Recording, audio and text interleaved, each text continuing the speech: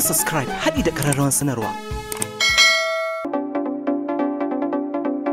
Assalamu alaikum masu kallon mu, barkanmu da wannan lokaci a wannan tasha tamu ta Arewa Package TV, inda muke kawo muku labaran fitattun jaruman Kannywood har ma da sabbin jarumai masu tasowa, da kuma labaran abin da yake faruwa a cikin masana'antar Kannywood. To a yau ma mun kawo muku tarihin fitaccen jarumin Kannywood wanda ba kowa ne ya san cewa ma'aikacin lafiya bane. Ku danna mana subscribe da kuma alamar ƙararrawa domin samun sabbin shirye-shiryenmu idan mun dora.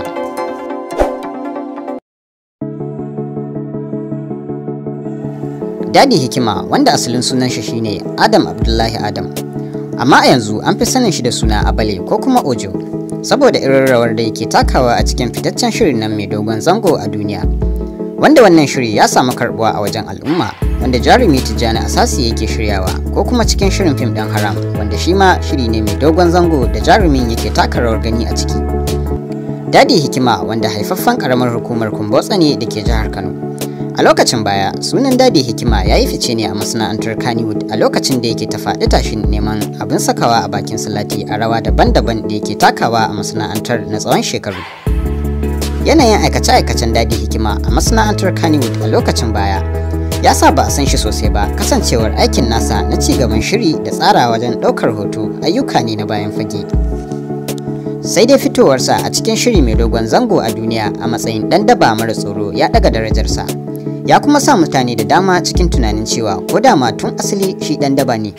Yawancin masu fitowa 'yan daba sun sha kokawa akan yadda ake tafiya a masana'antar Kannywood ana barin su a baya, kamar irin su Shu'aibu Lawal Kumurci, Tijjani Asasi, Awal Isa West da sauransu.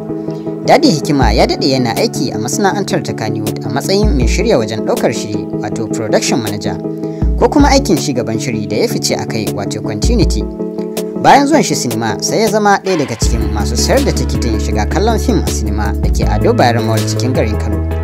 Yawancin mutane ba su cika damuwa da shi ba idan ana haska fim, saboda yawanci ana zuwa ne domin ganin manyan jarumai da ke zuwa kallon fim.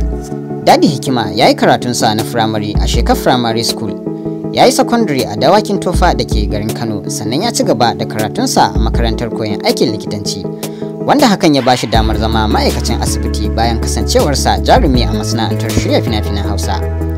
Duk da kasancewar cikakken ma'aikacin lafiya ne, amma ya samu ɗaukaka ne a fim ɗin a duniya, wanda fitaccen jarumi Tijjani Asasi yake shiryawa, sannan kuma shi ma yana ɗaya daga cikin manyan jaruman wannan shiri.